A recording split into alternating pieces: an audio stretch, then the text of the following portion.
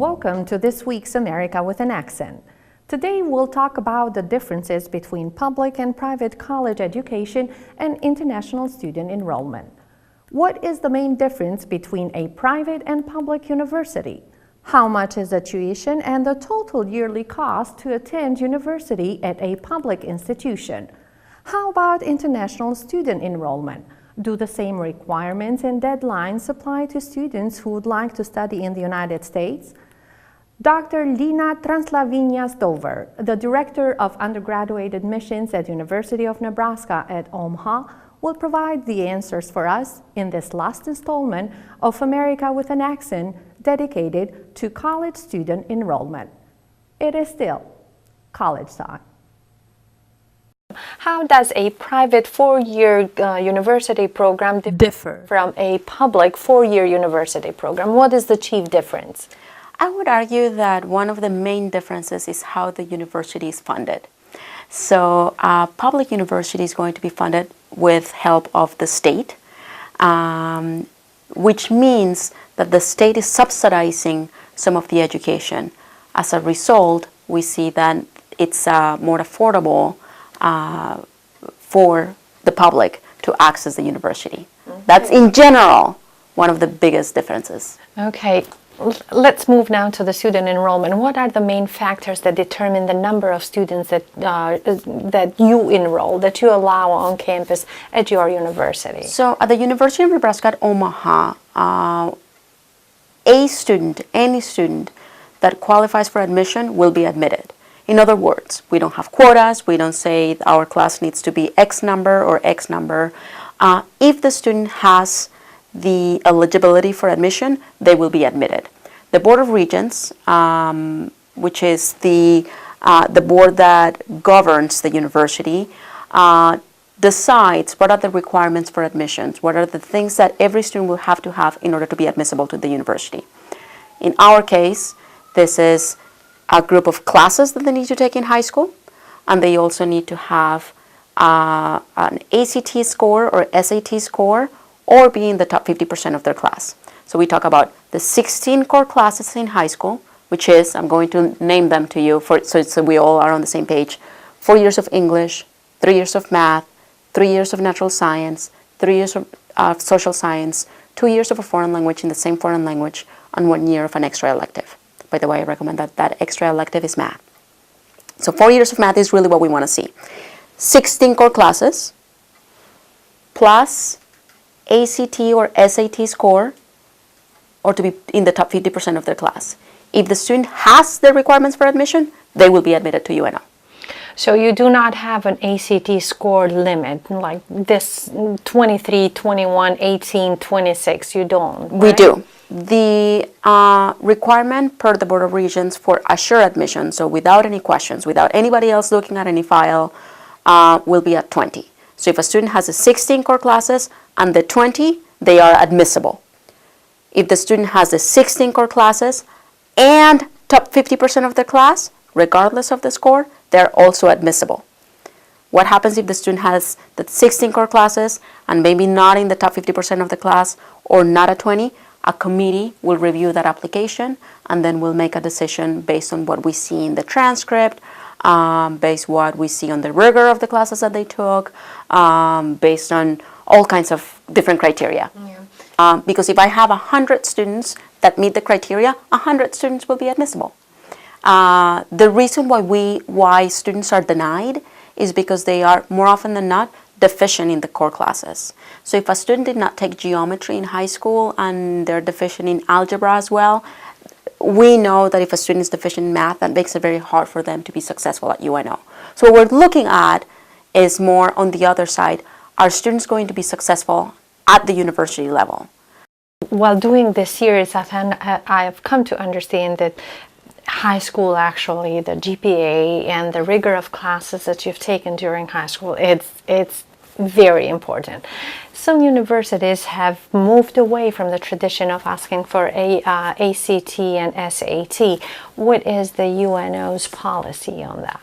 So as I mentioned, we are looking at both the ACT score and the high school rank. So we know, as you mentioned, that of course GPA is an important predictor of how students are going to do in college, which is the high school rank. So if a student is in the top 50% of their class, regardless of the ACT, they're going to be admissible. We are using the score as one of the data points, but it is not the tell-all or it's not the defining factor. Because Nebraska is now an ACT state, we also know that all students are taking the ACT in order to graduate. So we want to see that score. So in order to submit an application at UNO, a student needs to go to our website, unomaha.edu, and fill out the form. That is the first step in the process.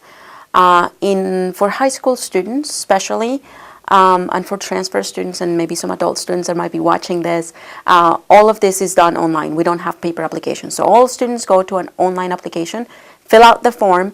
The form is a very generic form that is going to ask demographic data, name, address, emergency contact information. It's going to ask about a history of education, whether the student has taken classes in a different institution and is going to transfer those classes. For high school students, if they've taken any dual enrollment classes, also what classes they're taking in high school. Again, we want to get to that 16 core classes that I mentioned before. The students are telling us this information. So they're telling us in 9th grade, I took these classes, in 10th grade, I took these classes, 11th grade, I took these classes, 12th grade, I took these classes. We also ask the student to tell us, self-report, their ACT score, composite and also by section, so the total ACT score and then how much did you score in each section. We ask questions about, in order to discern, are you an international student or not? So if you happen to be here on an F1 visa, we want to know that at that point of application. If you're going to be seeking an F1 visa, we want to see that at the point of application. That's pretty much the application, right? Which we have then at that point, we have all the data points. So it's not an open enrollment because you cannot come in and say, I want to register for classes here, right? Okay. The process of enrollment is that a student needs to submit an application. Ideally, the timeline is that we want them to submit an application. If it was up to me, I would have all high school students submit the application in October before the next August. August is when you want to come to admission at UNO. In October, you submit the application. You're going to hear about admission within 24 hours if you have all the requirements.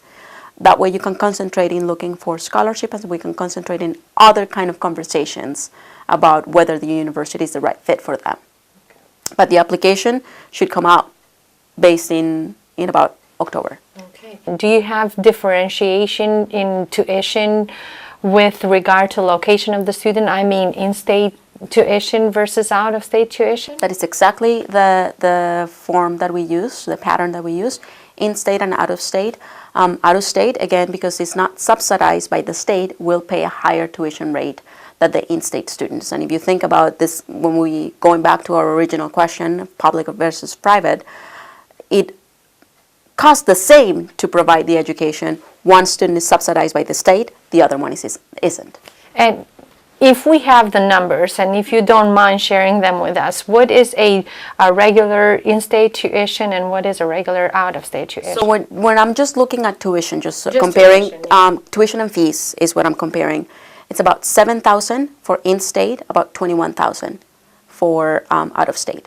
And that is just for the education, for the classes you're taking. That $7,000 does not include dormitories and just the education you receive. And I like that you're asking that question because I think that when we are considering different universities, talking the same language, comparing apples to apples is very important. So really understanding the figures, I would like to compare. If anybody's watching this, they should look at how much am I going to pay out of pocket for everything, right? So universities, we often talk about the cost of attendance. The financial aid packet is going to be created based on the cost of attendance that looks at all the other criteria. For in-state students, we go from $19,000 cost of attendance. Out-of-state students, $32,000 cost of attendance. Okay. Does make sense now. 7,000 is just the tuition for the classes, for education part of your attendance, but attendance means other stuff that parents and families should consider before deciding. Okay. Do you have a quota for international student enrollment? No, we don't. You don't? No, we don't. So it's a similar situation in that if the student has the qualifications to come into the university, they will be admitted to the university. Okay, let's say I live, I don't know, where I'm from in Albania. I would like to apply to University of Nebraska at Omaha as an undergraduate student. What should I do and when should I start my application process? I would say as soon as possible. Part of the variables that we have with international students is that we have the time to request the visa appointment, etc. So if I were in charge of the world and I had a magic wand once again, I would say start about a year ahead. If you're thinking about coming in August, thinking about applying in October is an ideal timeline. The reality is I see that a lot of international students are probably starting to apply in January to come in August, which is fine. We still have time. Things get tricky once we get closer to summer. If you're applying in summer to come in August, we are in a time crunch and we may not be able to get you in the country with the right timeline. So yeah. So you say at least October if you want to enroll the August of the following year. Are the requirements the same as they are for regular students, domestic students? The requirements are the same in that we look at the classes in high school and we look if the student has taken the ACT or the SAT. That is one way that we can review English proficiency. That's one of the things that is in addition for international students. We're measuring English proficiency. So more often than not, we're going to ask for the TOEFL, the Test of English as a Foreign Language. Why do you say more often than not? If the ACT is sufficient, you say it's because most people abroad don't take the ACT. ACT and SAT are tests that you take usually in the U.S. Right. When you're abroad, you're most likely to take the Test of English as a Foreign Language. As a foreign language. Is there a limit there? I know that there are numbers there with the TOEFL. What is your proficiency? What do you allow in university? In general, 61 for the computer-based and 500 for the paper-based.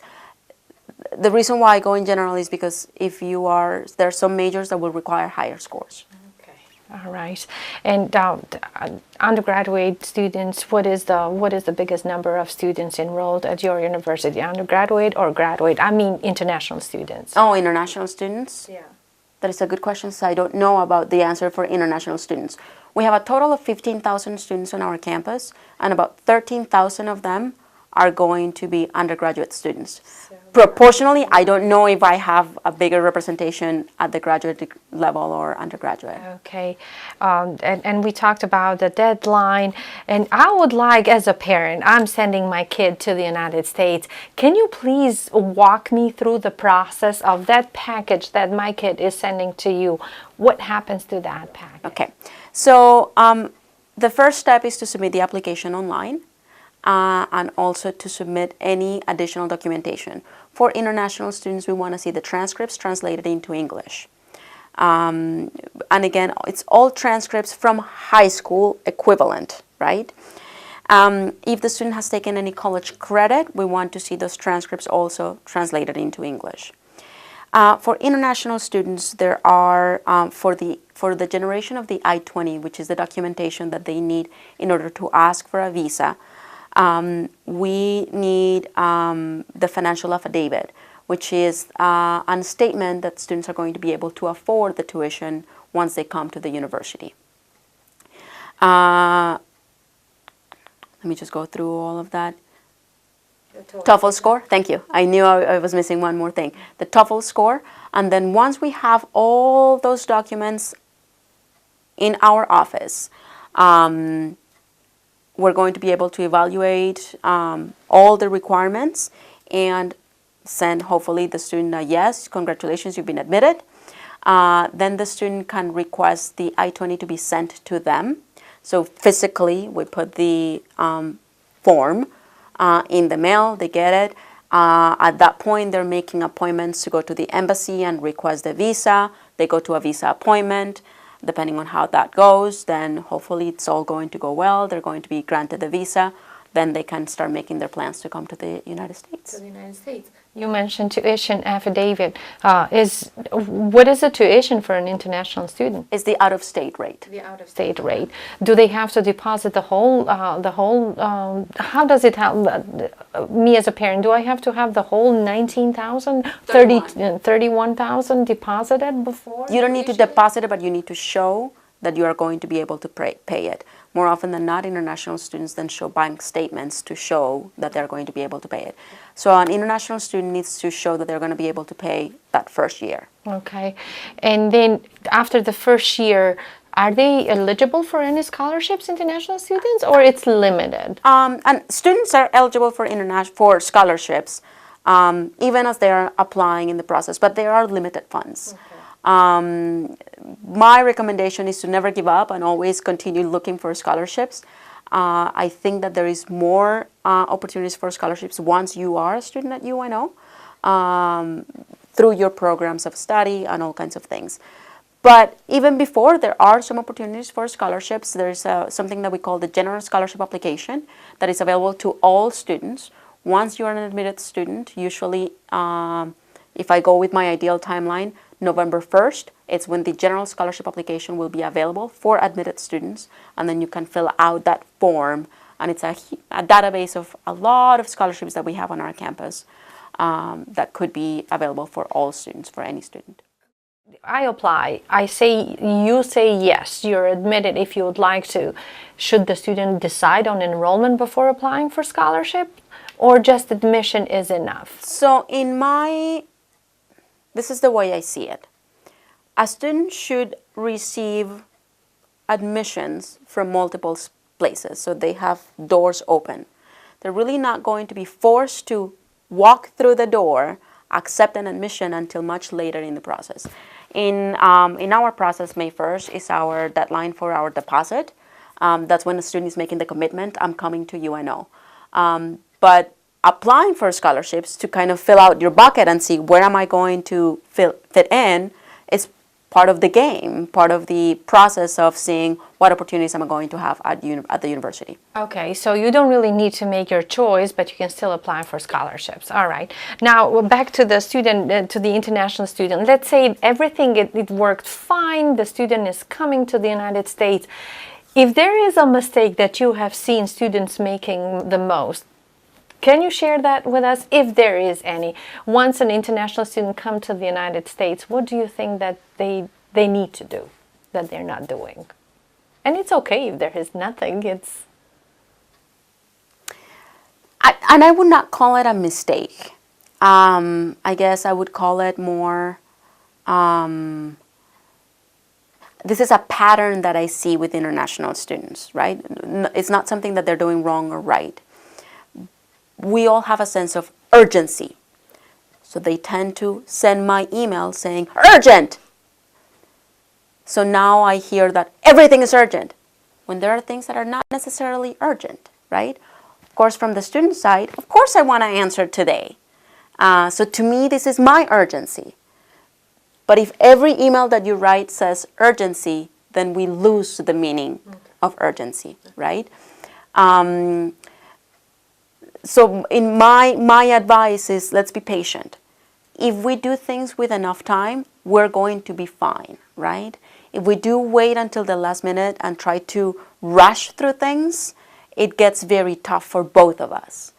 You may not get your I-20 on time, your embassy appointment is stressful, then when do you buy the tickets and when do you enroll in classes? All of that, all those processes are delayed, and it makes it hard for all of us involved in the process. Okay, and I would like to ask you one more question. When the students arrive here, what is the first thing that they need to do in terms of documents? I'm not talking about academic enrollment, but in terms of being within the status, maintaining status, what is the first thing they need to do? So one of the things that we're going to be able to do for our students that are coming is that one of the first events that they attend is orientation. And that's when they give them the explanation of, okay, this is how you maintain your status, this is how you don't get out of status, where you can work, where you cannot work, this is how you get a social security number, etc. So all of that is part of the orientation process, and that is usually done within the first week. So as long as international students are reading the documents that we send them and the emails that we send them and show up to the events that we tell them to show up, they're going to be fine. A first-year student, are they allowed to live off campus? Mm-hmm. They are? So at UNO, that's one of the things that makes us unique. Students are not required to live on campus. It's an option. Now for international students, I think that's a little bit different, because that's a way for them to for us to provide community for international students. So they're limited on campus. They need to live on campus. All right. Anna, thank you very much. No problem. More than 1 million international college students enrich the diversity of American campuses. In Omaha, University of Nebraska Medical Center is home to many international students and faculty who come here through exchange programs. Asia Pacific Rim Development Program was born 14 years ago with the purpose of providing, among other things, a meaningful exchange program to students and faculty in China and the United States. Today, the collaboration expands to include 16 Chinese institutions, 2 offices in Beijing and Shanghai, and about 800 medical students and faculty that have profited from the program. Dr. Hannah Tong, the director of APRDP, explains to us the benefit of such program. We talked with Dr. Tong during a cultural fair celebrating the Chinese New Year. 新年快乐! For the UMC student going to China, it's like having international experience is really good recruitment tools because that will attract students who more want to come UMC. When the students have international experience, the study shows that it's easy for them to get hired on the job market and will change their way of thinking the world when they conduct in the medical field in the future. And when we have the international students come here for a short visit, it's actually a really great recruitment tool too, because Nebraska is in the Midland, and so, but we have some unique things here, and when students come here to see us, they're very likely they decide to come back to get further degrees from us. And today, what's the occasion today? Why there is a fair today? And the original idea is like it's a Chinese New Year. We Chinese people always gather together to celebrate. And 7 years ago, we have this idea, say why we don't bring this celebration to the whole campus, that we invite everyone to celebrate the New Year with us. And by this event, we also want to introduce them the cultures of China, like what we eat, what we have fun with, and different kind of what games we play when we are young. So like we feel it's like really fun to introduce that to the UMC campus as well.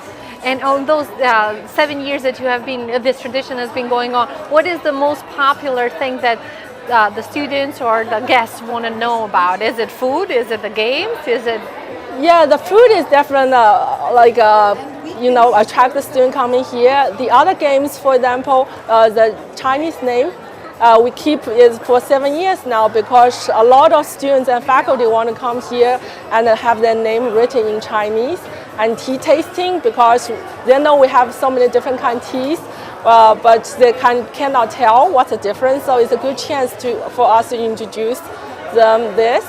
And another thing is we always try to teach them making one simple food. We did dumplings, we did like tangyuan, and this year we have zongzi here. So how to make the Chinese food. And this year we have something more. One is 24 game. It's kind of a game we all play when we were young in China. It's a mathematical game that should be helped with your math when you're a kid. Another thing is like Chinese traditional medicine, because we have like pharmacy students here, and we want to say, hey, we learn a lot about the westernized pharmacy. Why don't we just tell you what we use to treat medicine in China in the history. All right. Well, how do you say Happy New Year in Chinese? It's 新年快乐. And this year is the year of pig. Yeah, so I wish everyone a happy new year. 新年快乐. And now, letters to Andy. Dear Andy, greetings from Omaha. I learned a lot about undergraduate education in the past 4 weeks or so. I came here as a graduate student and had no idea how the system works. I think the main difference I noticed between what I'm used to and the American system is that college education is very accessible here. Some argue that it is a business. I have a hard time imagining education as a business, but cannot deny that there is some truth in it. However, the business part of the difference did not make me think as much as it did the fact that competition, the quality of learning, is pushed to master's or doctorate programs. What do I mean by that? My thinking is that here in the United States, higher education has become somewhat mandatory, not by law, but by how easy it is to have access to college education. Therefore, a student sees college as a natural continuation, even though his or her academic performance may not be at college level. Back where I'm from, earning the right to go to pursue a bachelor's degree is more competitive, leaving master's and doctorate programs to only those who excel in bachelor's program. The competition is strong at your first 4 years at university, while here the competition is pushed to higher levels. I agree that massive education has many professional and societal advantages, and believe me, I appreciate school a lot. I came to the U.S. seeking knowledge. But the question that I still have is, will this learning quality that a student receives at a bachelor's program justify the hefty price that families and students pay for their education at this level? Time will tell, Andy. Talk to you soon. And Kayla. This was America with an Accent for this week. I hope to see you again next week here on KPAO or online at our website, newamericansmedia.com, our Facebook page, or our NAM YouTube channel. I am Enkela Vebio.